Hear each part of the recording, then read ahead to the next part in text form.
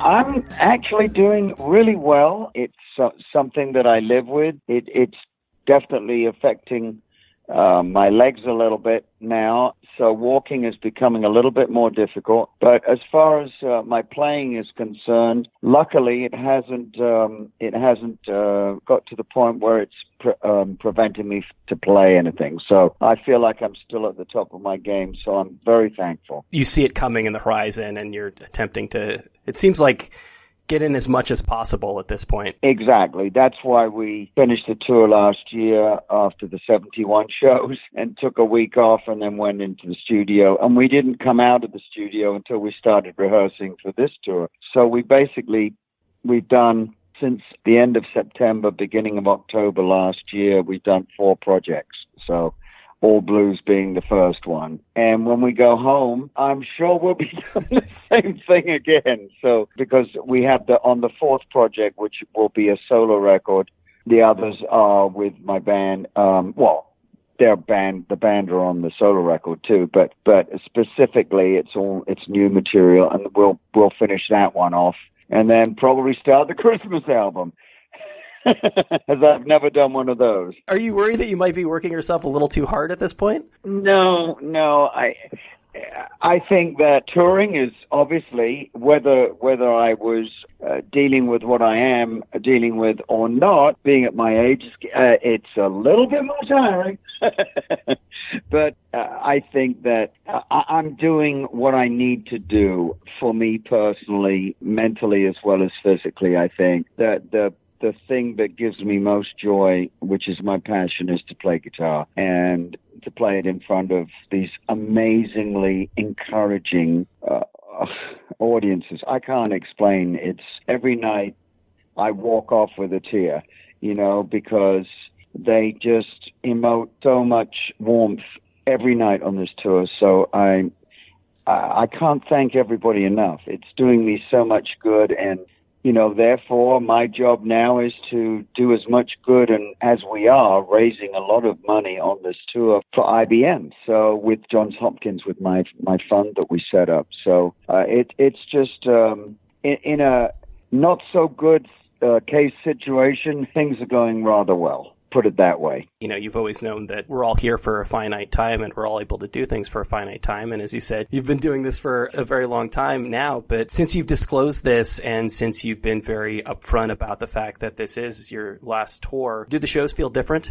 Yes, and it's mainly from the audience. We know it, obviously, me and my band, but we're planning on working together for as long as I can after this tour in the studio, and hopefully a few one-off shows. But I have to be realistic and just say that I can't make those sort of decisions right now because it's kind of month to month, if you know what I mean. Generally, that feeling from the audience is what makes us realize that, with as I said, the amount of encouragement and warmth that comes from them. It's pretty incredible. It's each night is, I don't know, it's very hard to leave the stage because they don't want me to, and I don't want to either. This is what I do. This is my life, so I'm making the most of it. You've been a prominent music figure for, 50 plus years at this point. Obviously, we all have jobs. Some of us like them more than others, but we all have rough days. Have you generally been able to get this kind of pleasure from playing throughout the decades? Yes. And I realized that when I took time off in the 80s, it was about 82 to 86, I took off. That's the only time I really took off, longish period, and I missed it incredibly, and realized that mentally I was not doing well because I wasn't doing what I was meant to be doing, So it's everything out of everything that I do, whether it be recording, which I love, writing, which I love too, and playing live. I think I was put here to do that most of all. I need the others to be able to have the material to do that, obviously, but the payoff for me has always been live. How you can communicate. I've learned over the years, working with so many different great communicators on stage, how to communicate with that audience and work out what have I got in front of me. You know what I mean? I can read an audience really well, and I think that's all part and parcel of why it's so great for me to be able to do that. You'd already had a pretty good run by then. For a lot of people, that would have been a good long run as far as, it comes to playing rock music. Were you considering whether you were going to continue going forward at that point? Was it clear that you were going to come back to music at some point? Oh, yes. I hadn't really gone away. I was still playing and everything, but I just wasn't playing live, and I was doing various little projects with other people. But I was always going to, at some point, I just didn't know what, at that point, when I stopped playing live was 82, I believe. And it had been, I was only 32. And I've had this lifelong career already and very successful. So, no, I was still chomping at the bit, maybe a little gun shy from what had just occurred between 69 and 81. Those were some heady times with Humble Pie and then my career, my huge album, obviously. No, I think that it was an incredible period, but if anybody had gone through that, I defy any of them to not need a little bit of a break at that point, because I had been, even before Humble Pie, I had been in other bands, The Herd, very successful in Europe, and before that, semi-pro bands. And so, I've been doing this a long time, and it was something that going through all that and then going through Frampton Comes Alive was, and I use Cameron Coe's quote, my dear friend. He was asked by someone, what do you think happened to Peter Frampton? And when his album took off, he said, well, I think it was like Peter was strapped to the nose cone of a rocket, aimed at the moon, landed on the moon, and there was nobody else there. They'd all left. I had no one to ask, I wasn't a band. I mean, I remember saying to Ringo, what happens now?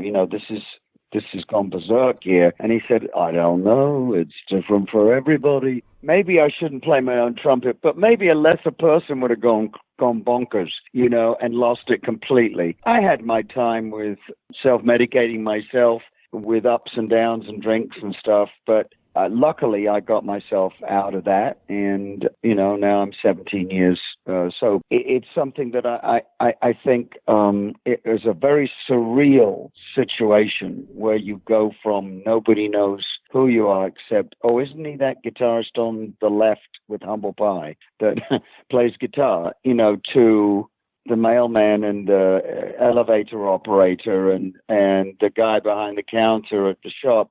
They all know I'm walking down the street and I'm like the Pied Piper and people are following me. That's surreal, It was to a huge extreme for those days. And now I can't imagine what it would have been like with the media that we have now. But it was too much back then.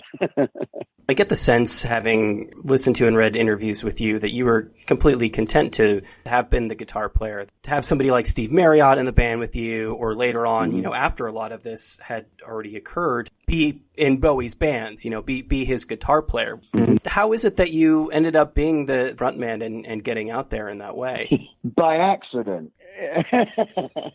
The way it happened was that very funny that I mention the Shadows every night because I did a whole 24-hour day session with the Shadows, Hank Marvin, was the reason why I started playing guitar. And I mentioned him every night, and this morning I wake up and I get a huge email from Hank Marvin. It just blows me away that this is the person that the reason that I started playing. And we're terrific friends and have been for many years. But I think that what happened in the Herd was that I just wanted to be Hank Marvin. I didn't want to be Cliff Richard. Or I didn't want to be the singer in the band. I'll do some oohs and ahs, and I'll sing a couple of songs if you want, but that if I have to, sort of thing, But that's about it. And I sang my one or two songs with the Herd until we met the managers, Howard and Blakely, who had a very, very successful writing and managing career with other artists, and up till that point. And they got involved with us and said, we'd like to write, a hit song for you. And we thought, well, okay, very good. I didn't believe anything, and they looked down the line of us, all four of us, and they said, we've written this song called I Can Fly, and Peter's going to sing it. I said, wait a second. No. I'm the guitar player, and Andy and Gary are the lead singers. I just do ooh and ah, remember? So they said, no, we would like you to sing this, and instantly cause problems in the band. Because now the backing singer is now the lead singer on the single. That single wasn't a hit, but the next one was, and pushed me to the front as this frontman of the Herd, which I never was. So it happened, but that's how it happened. And then, obviously, every time we had another single come out, there I am singing it again. And it was obvious why. I didn't realize at the time, but everybody else did. It was because I was the cute one in the band, and unfortunately, I say that, and I mean it, because it's forever clouded the issue of guitar face, guitar. Give me guitar. I don't forget about the face. So that's exactly how it happened. No one's ever asked me that. That's the first time I've discussed it. And then, of course, when I left the Herd, I'm singing with Steve Marriott, who I put up there with, certain people have put him in the top 10 rock singers of all time, which he should be right up there in the top 5. And so I'm not singing as much, but then he wanted us all to sing. Greg Ridley, me, and even Jerry sang on one of the tracks on the record. He was wanting it to be a very democratic situation, and we all loved that, But then but of course I got so much, I think seeing and listening and playing with Steve and realizing that how phenomenal he was in every area, it taught me so much, and I started to like singing more. Listening to people that he'd play me obscure Ray Charles tracks and all sorts of different stuff. Then I did get more interested in singing. So when I left the band, I knew that this was what I was going to be the front man now. So I took it on as I knew what I had to do at that point. So that's how it happened, from A to Z. Basically. When you look around, and obviously everything is happening really fast, and it's hard to appreciate a lot of that. But at the time, you had become a pop idol, and your poster was going up on walls. Was there concern on your end that perhaps people weren't taking you seriously in the way that you wanted to be taken seriously as a musician? Well, it was all okay until the live album started to really hit, and then I felt the guys go to the back and the girls come to the front. This was upsetting for me, but I had made my bed, I guess, and I was to lie in it. I think the thing that demoralized me the most was one day, maybe in 79 or something, 80, when I came out of a show to get in the bus or the car, whatever it was. Some guy goes, "Hey, man, I never knew you played guitar." And I thought, what? So that's when I realized that things had gone way astray as far as me, the musician. I was enjoying being the personality. Let's face it. When the world all of a sudden wants to be your friend, you say thank you. You're admired by a lot of people. Unfortunately, those who were admiring me for my guitar playing, which was basically all I was doing before I left Humble Pie, were few and far between. Those who knew. David. I call him Dave. David Bowie was the one that saw it clearer than I did. We went to school together. We were friends all our lives. And so he was always there for a meal or a phone call or whatever, in the end, emails. So when he called me and in 85 to come and he asked me to play on his record, and I thought, all these years we've been on the same stage, but the same night, but not the same time. And now, after all this time, we're going to play together. This was phenomenal for me. So I went over and made the record with Dave. And then while we were there, he took me out to dinner. Well, we went out to dinner a few nights, but he said, what do you think about, I got this mammoth tour lined up, the Glass Spider tour. What do you think about coming and playing guitar there? And I said, let me think about that. Yes. I put my next album on hold, which was going to be called When All the Pieces Fit. That was shelved for the moment. I'd started it and went on the road with David. And I didn't realize, all I thought about that was, I get to play with my buddy after all these years. That was the most enjoyable thing. What he was thinking was, having seen what had happened, he knew me as the guitar player since I was, so big, and he saw what had happened. Basically, he gave me this huge, huge gift. You couldn't put a price on it. He took me around the world virtually twice, once in stadiums and once in arenas, reintroduced me as the guitar player. I have thanked him while he was with us, and I have thanked him just about every day since. I mean, I didn't realize at the time what was in his mind, but that was it, and I can't thank him enough. It's amazing how successful we can get in our chosen fields and still be seeking approval from people. Exactly. You can be at the top of your game and you're still, I don't know if imposter syndrome is the right word, but you're still always looking for the people that you respect to respect you back. Exactly. Yes, exactly. And I think that from that moment, from coming off the Glass Spider tour to Fingerprints, it took some time, but to me, that was my peers saying to me, we love what you're doing. And that gave me back a lot of my early confidence that I had when I first started out, because I felt that I was accepted on a musical guitar level again. And this was something that I personally thought would never happen again or happen. So it was an immense kick up the arse. It really was. It was like I had been granted my wish, that because I'd done the right thing. I hadn't reinvented myself until that point.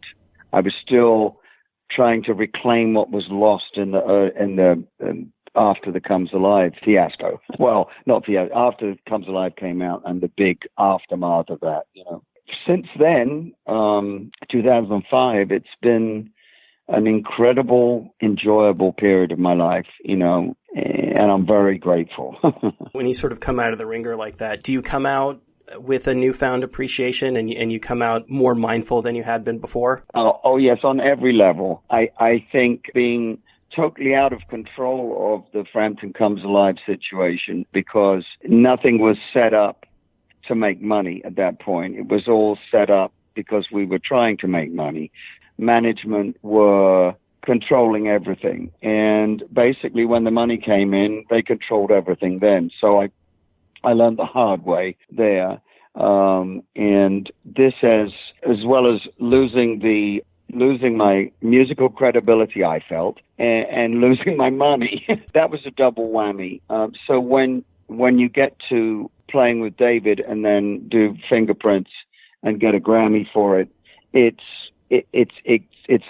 was life-changing for me and just brought me back to, I had felt like I had lost the center and my direction.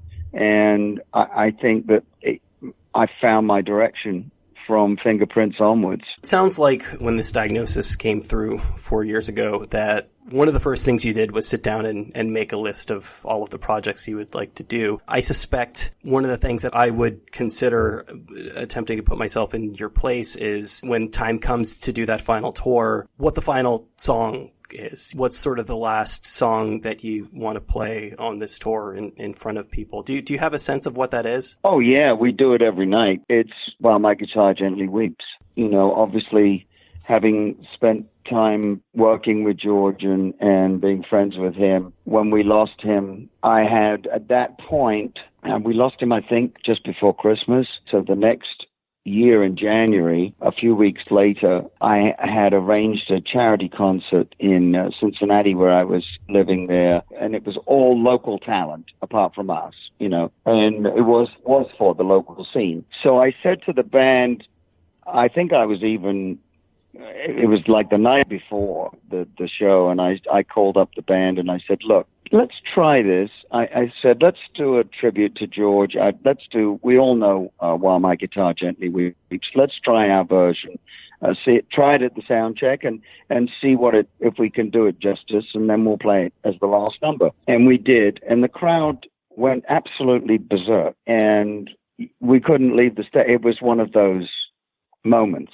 And we go through phases where we haven't done it as the last number, but I brought it back for the last number because I think it really speaks, and my guitar does weep. I make it weep, and I'm sure it will weep. It's just one of those things. As you said, I'm doing everything I can while I can, and we will be back in the studio after this tour, no matter how tired we are. I have to ask you one final question. This is just something that's bugged me for a really long time, and this is probably the only time I'm going to have you on the phone. What does the phrase, when someone drops a cup and I submerge, mean? Oh, okay. I remember the exact time that I thought of that line was when we had just the house that I had bought with the advance, the down payment from the advance from A&M when we signed with Humble Pie signed. We had got this house, and the tile in the kitchen had just gone down. I'm deep in thought, and with my back to my wife at that time, and she dropped a cup as she was loading all the closets up, and she dropped a cup, and the noise, it just smashed on the floor, and I was in deep thought, and I almost went through the roof. So that's where that comes from.